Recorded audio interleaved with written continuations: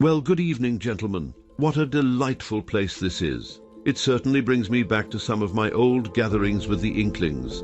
The atmosphere here has an almost Narnian touch, if I may say so.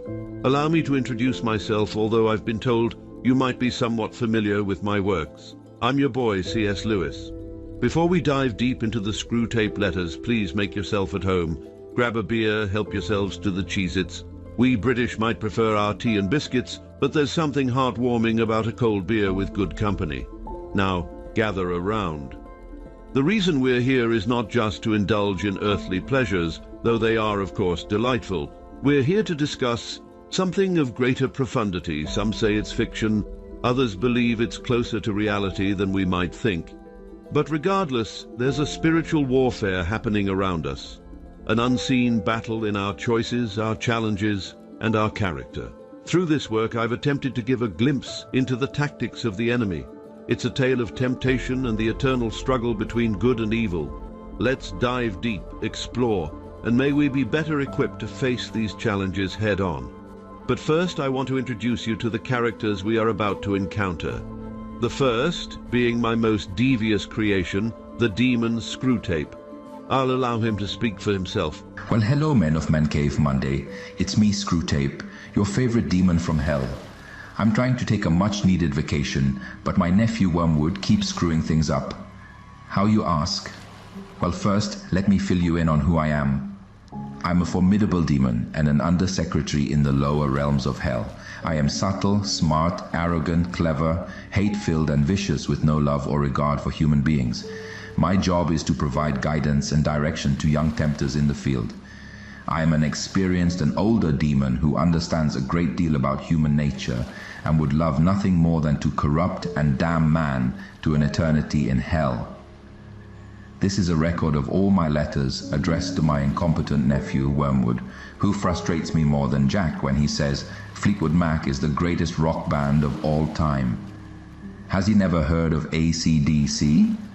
I mean, come on, man. Now don't be mistaken when you dive into my letters. You may think that I appear affable towards Wormwood, but I have very little patience for his shenanigans, and you better expect I am being condescending to that little twerp.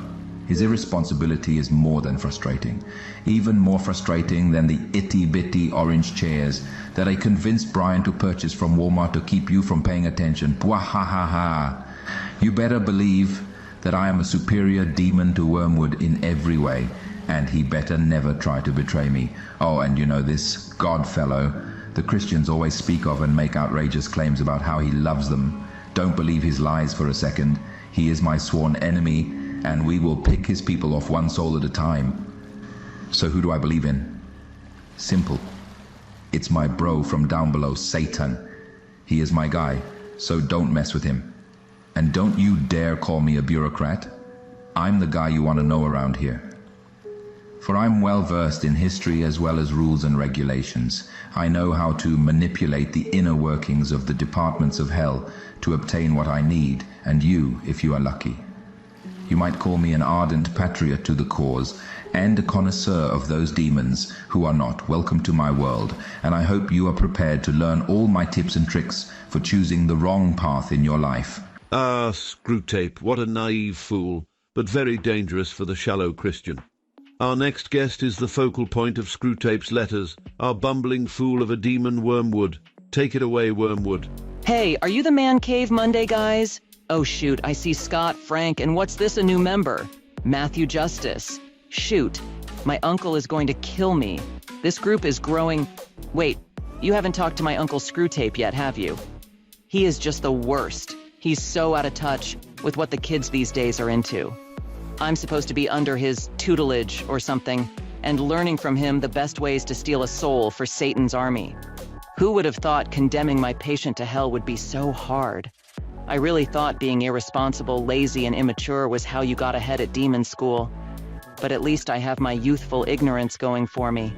My secret weapon is to do things so poorly I'm never asked to do them again, and just let my uncle Screwtape do the heavy lifting. Ha!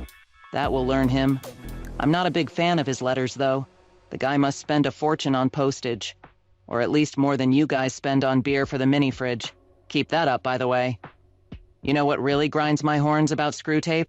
He's always chiding me and giving me different ways to trick these believers into doing the wrong things.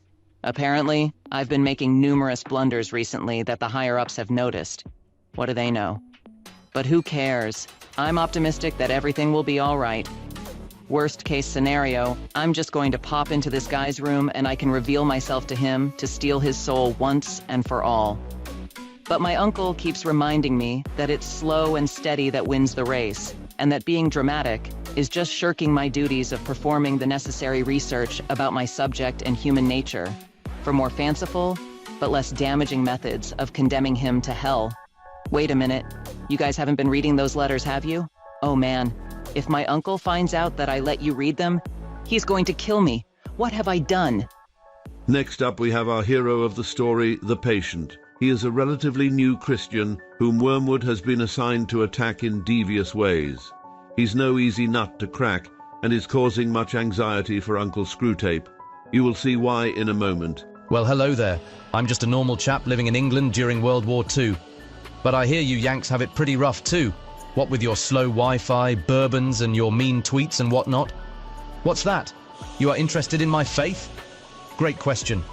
My friends call me thoughtful, honest, intellectual, sincere, and after becoming a believer, I've been lucky enough to become fully aware of my weaknesses.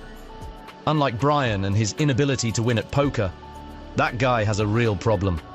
My newfound faith has helped me really examine my relationships and the people who I surround myself with. I'm also finding that ordinary pleasures are enough to sustain me when I find my faith is drifting.